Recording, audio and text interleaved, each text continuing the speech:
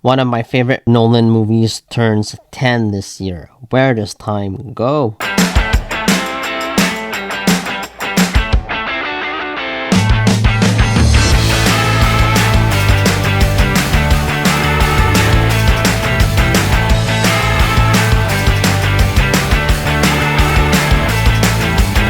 This review will contain spoilers. Interstellar is directed by Christopher Nolan and stars Mathew McConaughey, Jessica Chastain, Anne Hathaway, Michael Caine, and Matt Damon. The film is set in a dystopian future and tells the story of a farmer who must leave his family and head into the search for a new home. Since the conditions on Earth has become catastrophic, Cooper must travel through our galaxy and head with a group of astronauts to Saturn and enter a black hole in order to explore a whole new star system with potential Earth-like planets. I remember seeing this movie in theaters. It's almost like it was yesterday. Time really does fly. I just can't believe it that Interstellar is 10 years old. This movie was like super anticipated when it came out. Like everybody wanted to see what Christopher Nolan did after like the Dark Knight trilogy ended, and this is like the follow-up to the Dark Knight Rises, and I thought that he did a wonderful job. I thought that Christopher Nolan directed the hell out of this movie.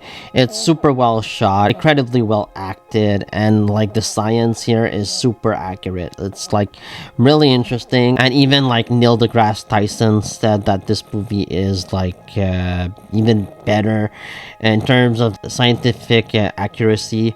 It's even better than 2001: A Space Odyssey. Like this movie, they really did their research. I know that they had like real scientists writing the script, and it doesn't really beat you over the head with it. And the science is complicated, but I don't think it's too complicated that you feel like lost, or you feel like you can't really follow the film. And it never feels boring. Like it never feels like a chore going through this movie, and could have easily felt like that.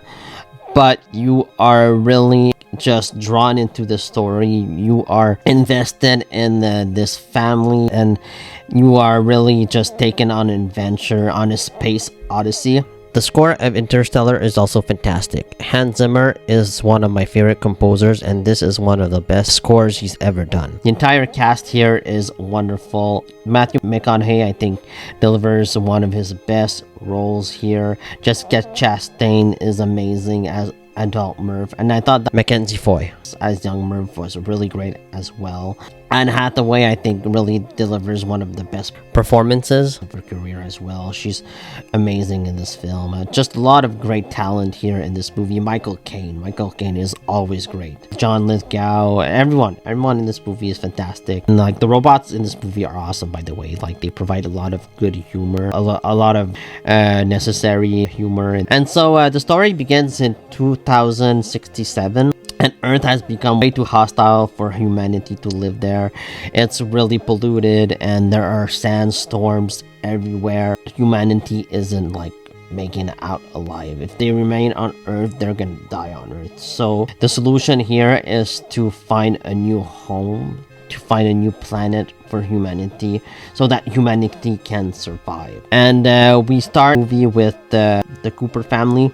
And we meet Cooper and his children and John Lithgow, and they live on a farm. And Cooper is like this ex-NASA pilot, and Murph is his daughter. She's pretty intelligent.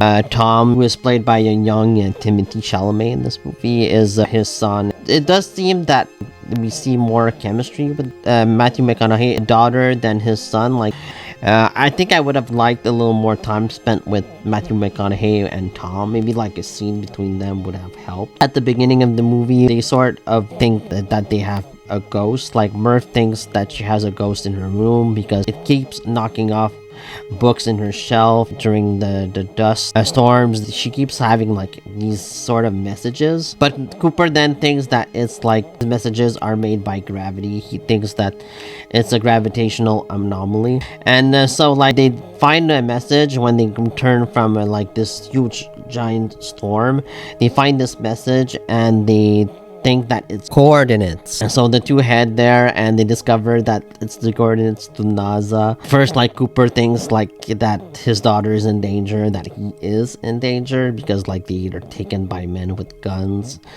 But he soon realizes that it's NASA and they actually want his help. Like, if he hadn't found them, would they have like tracked him? Or like they seemed pretty clueless on where Cooper's whereabouts was. So like it had to happen this way. This is what really starts the entire journey, like when Cooper and Murph arrive at NASA.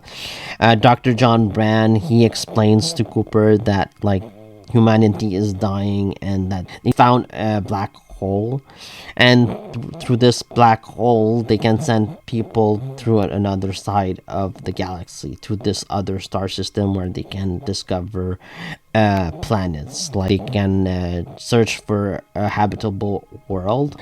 And so Dr. John Brand, he asks Cooper to lead the mission of astronauts in order to find their new home, and Cooper actually agrees to go, even though like he knows that he is gonna sacrifice everything if he goes. He's not gonna see his children grow up.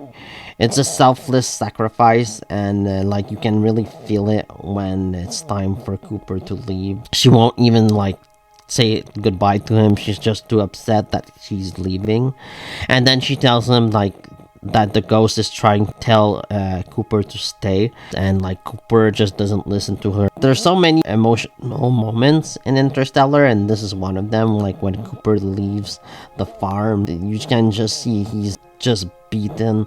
It's a hard moment for him. It's just really a well-written movie. The special effects of Interstellar are really breathtaking. The best kinds of special effects are the ones where we don't realize that we're watching special effects. We're so engaged with what's going on, we don't even realize that we're watching CGI, or it's like this perfect blend of CGI and practical effects. And Interstellar is just so well done. You can tell that Nolan really took his time with this movie, like with the script, with the story, and the special effects, with everything. It was a passion project for him, and it really delivered, in my opinion. I think he did a really good job. So the team consists like of 4 people: Dr. Brand, Romley, Doyle, and of course Cooper. So from then on, they head into space, and they journey towards Saturn, where they get inside the black hole. And then, of course, like the poem during this scene is like so touching, but at the same time it's emotionally like gut-wrenching, like when Dr. John Brand like says the poem. It's just a really great moment in the film. I love when they head to the first planet and immediately things go wrong. Of course, they go there and like 1 hour equals like 7 years or something like that. It's like this insane number, and they immediately see that this place is like full of water. It's like this vast ocean. It's silly because like if you had taken the time to search for land, it would have robbed them like of decades back on Earth, and they just didn't have that time, and Earth would have been like just completely trashed. Like nobody would have survived.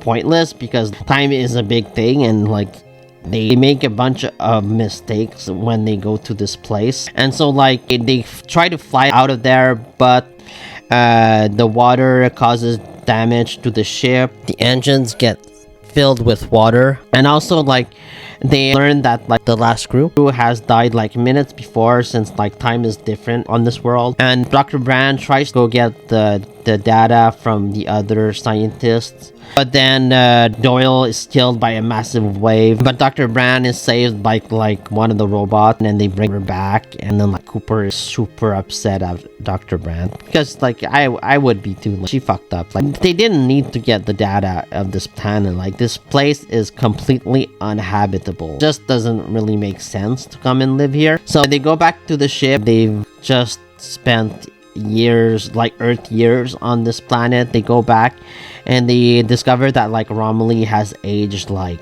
drastically. He's aged like 20 years. He's been waiting like all this time for them. Why didn't he go with them? That's just like insane. He thought like they weren't coming back. And so he tells them that they have like 23 years worth of messages. And this scene is probably like one of, if not the most emotional scenes in the film, where Cooper, he looks at the messages and like he just loses it. He cries like throughout these entire messages, like, and I understand it. You're watching this scene and you're so sad because like this man has missed like the entire childhoods of both Tom and Murph. And like you see them grow up. Tom has like 2 kids. Murph doesn't have anybody. And then cuts to her, and then she blames Cooper for not being there because it's her birthday, and he's told her that he was going to be back on her birthday. So it's just like this heart-wrenching scene. It's so emotional. Like you just feel it for Cooper. This is one of the best performance that Mathew McConaughey's ever given, in my opinion. It's like really a memorable role for him. So back on Earth, Murph is grown to a fully adult. She's like desperate because she's trying to help Dr. John Brand. They're trying to transport humanity through this black hole. They're trying their best, but like on his deathbed, John Brand tells her that like he doesn't have an answer. There is no answer to this gravity equation. So like all their work, all of her life's work was for nothing, basically. Like what a punch in the face to just learn that. And like he tells her that on his deathbed. Screw you guys, I'm out of here. I'm gonna die. It's not my problem anymore. Another terrible moment.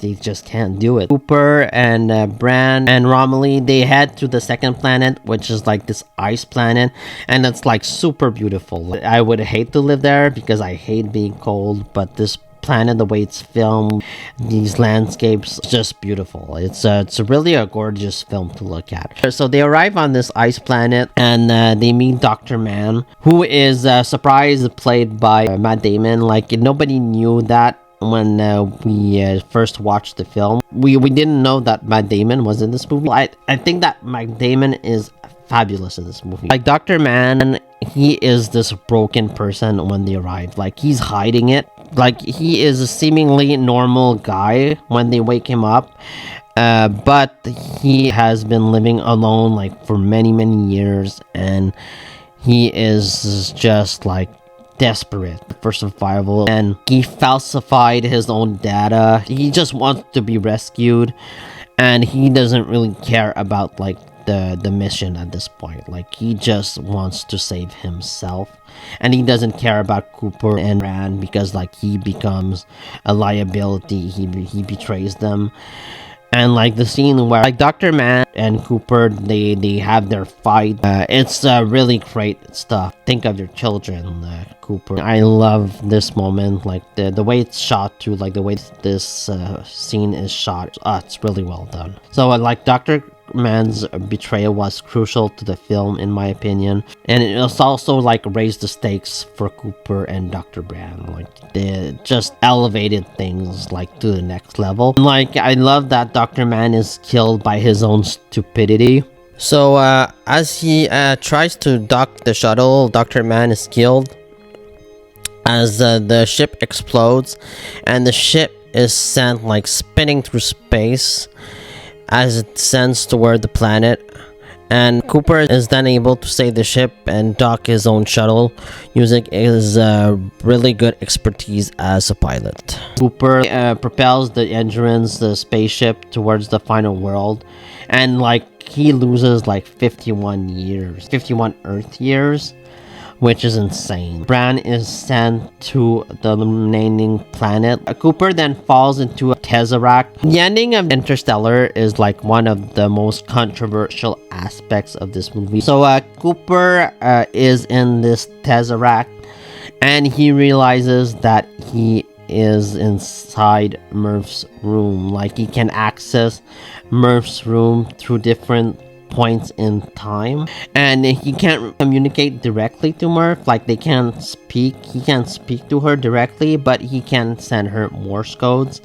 And like the scene where he tells like himself, like his past self, to stay, like he just yells at it himself. So like he and the robot TARS, they manage to transmit information through the Tesseract. He takes the quantum data that TARS has collected from the black hole's singularity data, which could only be observed from within the black hole, and sends it.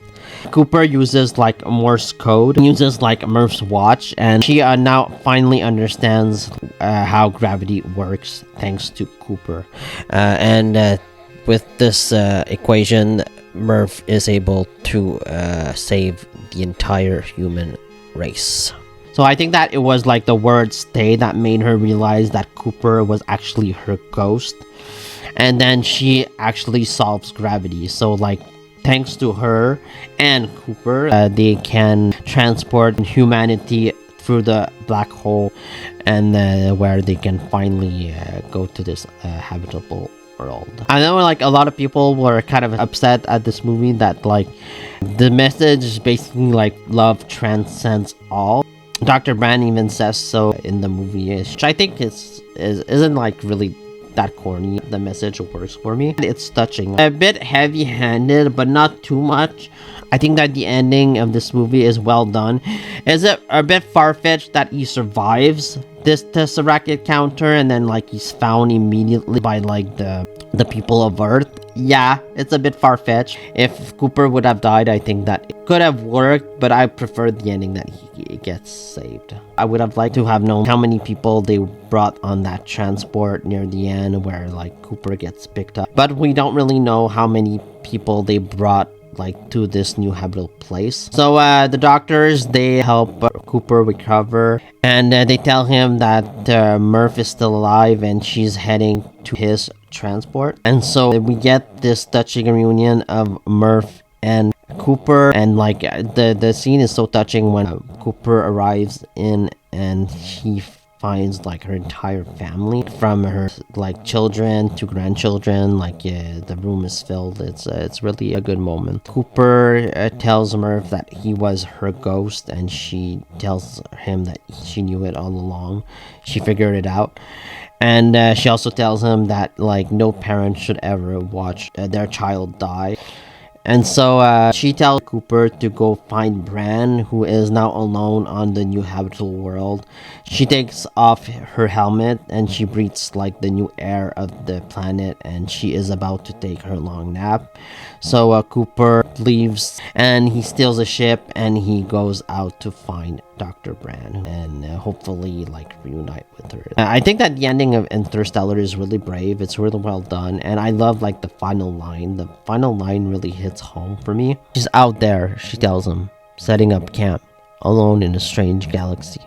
Maybe right now she's setting in for her long nap by the light of her new sun in our new home. I just love the way this movie ends. I think that it's a really brave ending, and I think that it really works for the movie. I'm one of those people that I think an Interstellar 2 would be interesting, but I get like why Nolan like doesn't want to touch Interstellar. Like the story is done, it's completed, but I think that a sequel could work if Nolan ever wants to do one down the road. I'd be open for Interstellar 2. I think that leaves the door open a little bit for a sequel, which I think is interesting. The legacy of Interstellar is still one that continues to this day. This movie is incredible. It's a grandiose epic that continues to resonate 10 years later. It is a movie that makes us think, that sparks the imagination in all of us, and also makes us realize that this planet is our home. It is really important that we take care of this world and that we don't just completely trash it. We need to preserve our home. We need to make sure that our planet is as healthy for centuries to come. I just love Interstellar. I think that it's super well directed. It's just wonderfully acted, and the script is incredible. I'd give this movie an A. So those are my thoughts on Interstellar. Let me know what you think about the movie down in the comments below. Please like, comment, subscribe, and see you next time. Peace.